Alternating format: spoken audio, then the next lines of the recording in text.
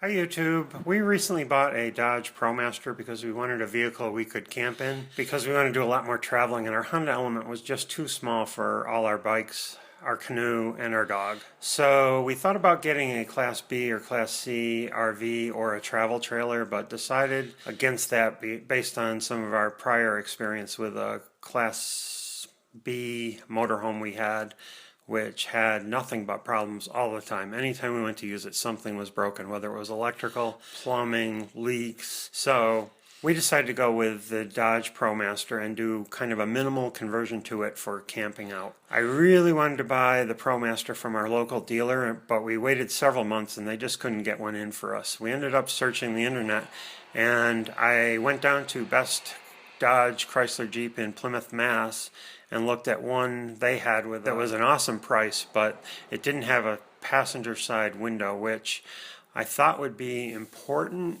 and it turns out it really is important, especially when you're alone and driving and taking a left turn and need to see if there's any traffic coming from the right, especially if you're not square to the intersection.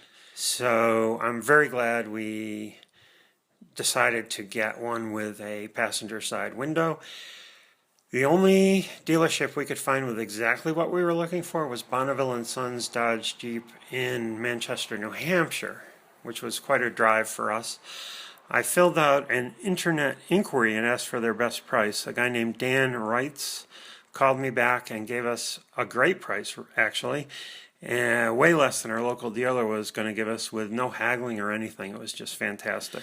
The vehicle even had a wood floor and upper and lower interior paneling, which is a lot nicer than one without. We agreed to buy the vehicle from Bonneville and Sons and set up delivery for a Wednesday. We arrived 4 hours earlier than I originally told them we would be there, but I did call them to warn them that was going to happen. And they had everything ready for us, which is awesome. I took a quick test drive, filled out some paperwork, bought an extended warranty, also had a good discount, and we were out of there in less than an hour. Just great people to deal with. Dan Wrights was fantastic. He had everything ready, which is huge to me. Just a really good job he did. I'm going to make a series of videos on stuff we do to this van to get it ready for camping, but let me show you what I've done so far, which is hardly anything, but might be of interest.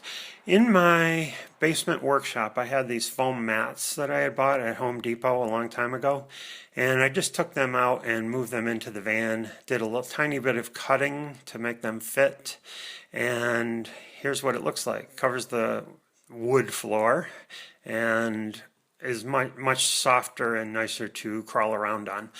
I also bought some screen material and cut that to size, and am currently hanging it up using magnets. And I bought these tiny little magnets, which I don't like at all, and I went back to Home Depot and got some bigger magnets with a little hook on the end, which are easier to remove and hold the screen on better.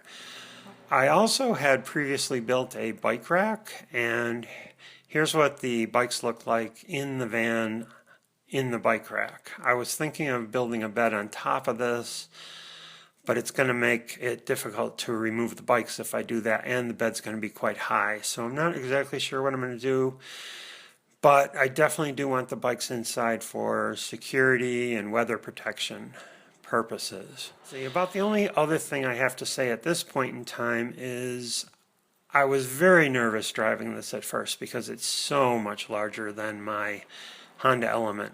I've gotten used to it. There's very little body roll. I do like the way it drives. The brakes, however, are way, way too strong. They are set up for you to carry a large load and give sufficient braking while carrying a huge payload. And since I have nothing in here, essentially, when I step on the brakes, it's like, holy cow, way, way too strong. As far as parking it, it can fit in a parallel parking spot, just barely. It takes up the entire length, but there's probably no way you could ever parallel park it. In this case, I drove straight in, and it was the last parking spot before the intersection, so I was able to back up. Nobody could park behind me, and I was able to back up and pull out just fine.